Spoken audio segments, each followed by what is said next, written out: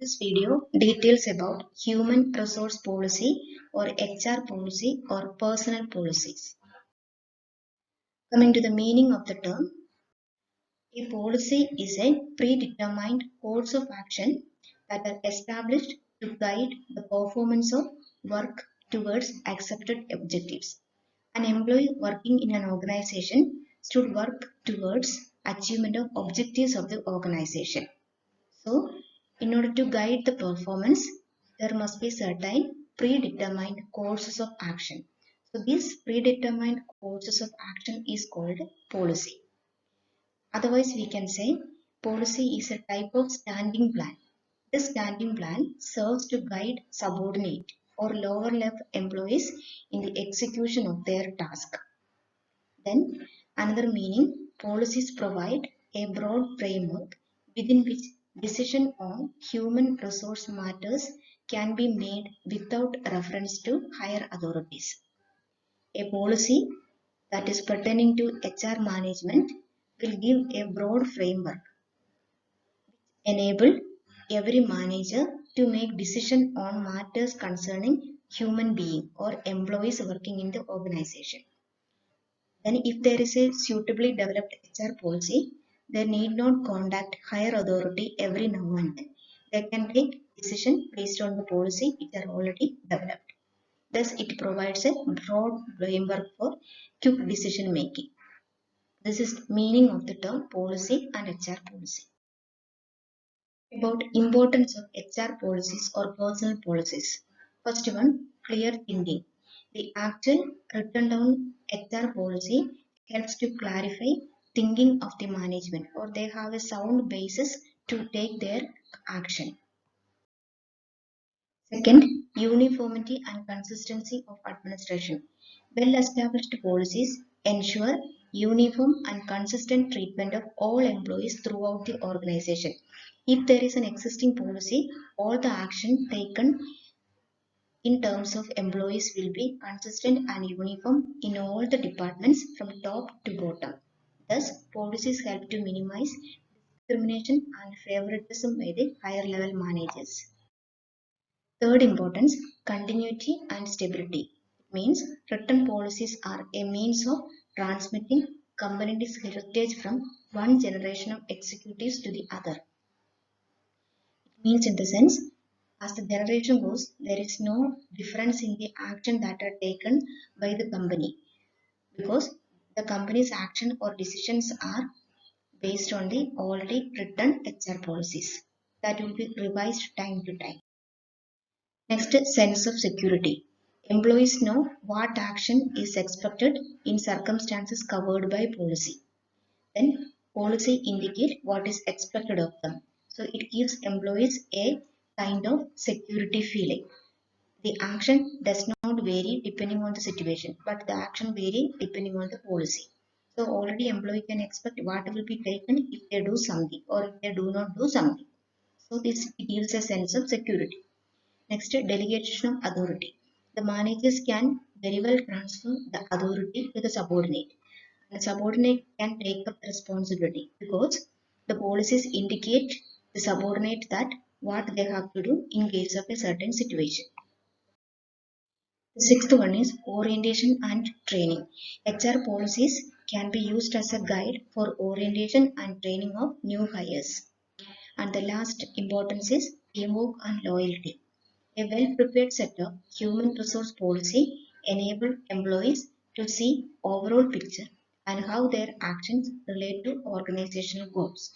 So a well-developed set of policies promote teamwork and loyalty because they know what they have to do to achieve organizational goals. Thus, it promotes teamwork and loyalty. Eighth importance, HR policies act as a standard or yardstick to evaluate the effectiveness of HR department or human resource department. Thus, it enables or it acts as a control mechanism. Ninth important, prompt decision making. It simply means that policy clearly specifies what action or what decision has to be taken if the employees do something or do not do something.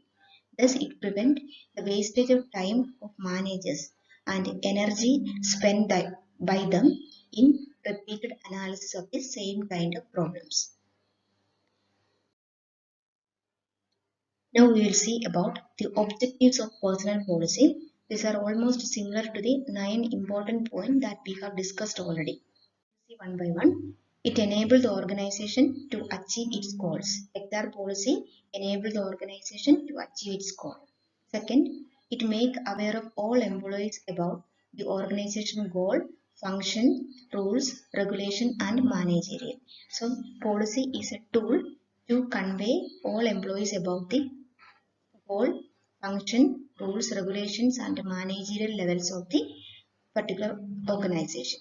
Third, to promote common interest of all concerned, because already we have seen policies will develop teamwork and loyalty. So this is an objective to protect common interest and concern for all employees. Fourth one, to provide adequate, competent and trained personnel at all level. Fifth one, to provide consultative participation and secure cooperation of all employees. Sixth one, to provide effective leadership and moral behavior and also motivation among employees. Seventh, enforce discipline and happy relationship among employees. Provide security, opportunity for fair treatment for all. And the last one, to provide appropriate wages so per job or work activities. About scope or coverage of human resource policy. Human resource policies are developed in response to each and every function of HR department. That is, employment related HR policies are available, training and development related policy, transfer and promotion related policy, then policies has to be followed in relation to compensation of employees, policies relating to working condition of the employee, then there will be policies relating to or that deals with the employee service and welfare, and finally there will be policies that deals with the industrial relation. These are the area or coverage of human resource policies. Coming to different steps of development of human resource policy.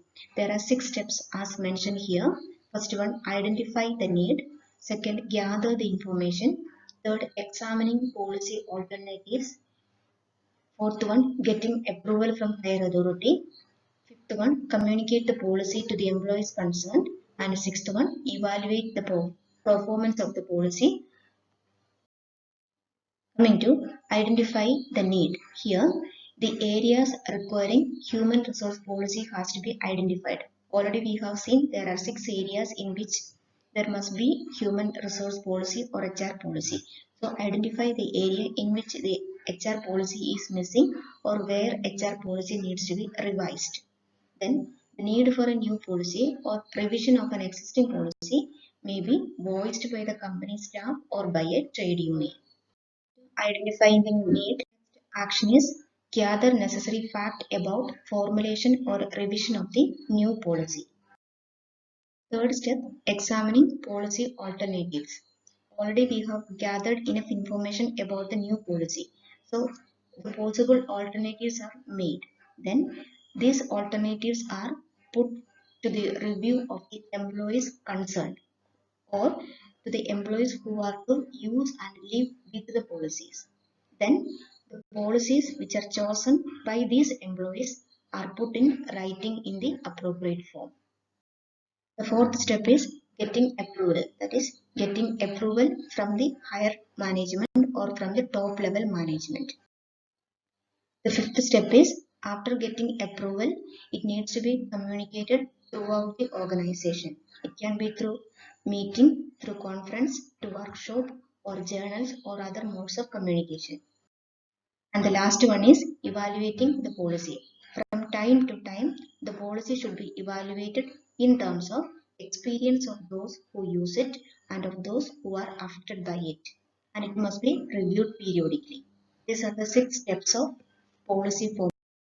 In this video, we have discussed about meaning, definition, importance, purposes, scope, steps, and advantages of HR policies. Thanks for watching.